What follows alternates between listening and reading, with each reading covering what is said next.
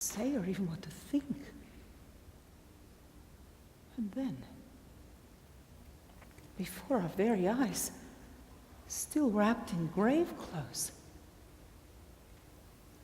Lazarus appeared at the door of the tomb. He was alive. He was alive. Jesus had given life back to Lazarus. 4 days dead in the tomb. And he was alive. Jesus simply said, "Unbind him and let him go." We couldn't get to Lazarus fast enough. We hurried. We took off the grave clothes. Lazarus was stunned. We were stunned. We all were clapping and shouting, talking. And then, all of a sudden, it became very quiet. As if the reality of what had just happened began to sink in. We didn't know what to do or say. I just knew it. It was the happiest day of my life. We had Lazarus back. And from that day forth, how could anyone doubt that Jesus was who he said he was?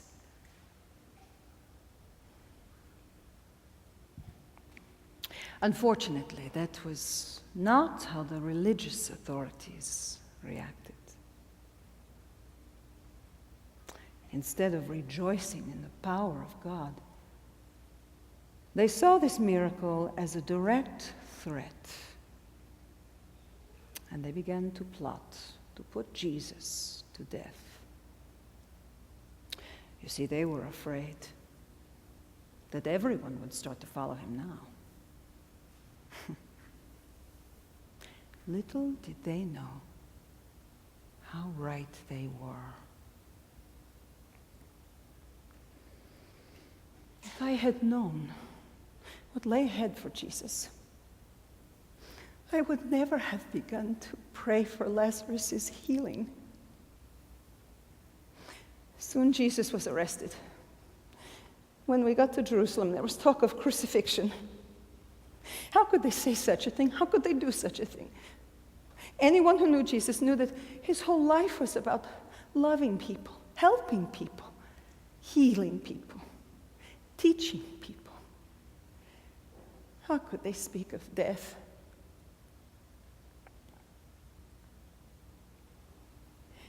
I'll never forget the sight of Jesus carrying the cross through the streets of Jerusalem, or the scene that day at Calvary. My whole world came crashing in. I wished I had died, so I wouldn't have to be there. It was the longest Passover of my life. There was no joy in this Passover. That is, until Sunday, when we began to hear reports that people had seen Jesus alive. Oh, some said that they wouldn't believe it unless they saw it themselves. I didn't have to see to believe. I had seen Lazarus raised from the dead. I knew it was true. And all of a sudden, everything was all right again.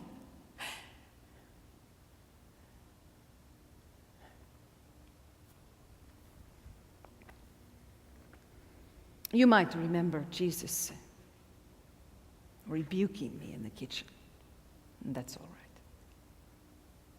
But please, also remember what I said I believed.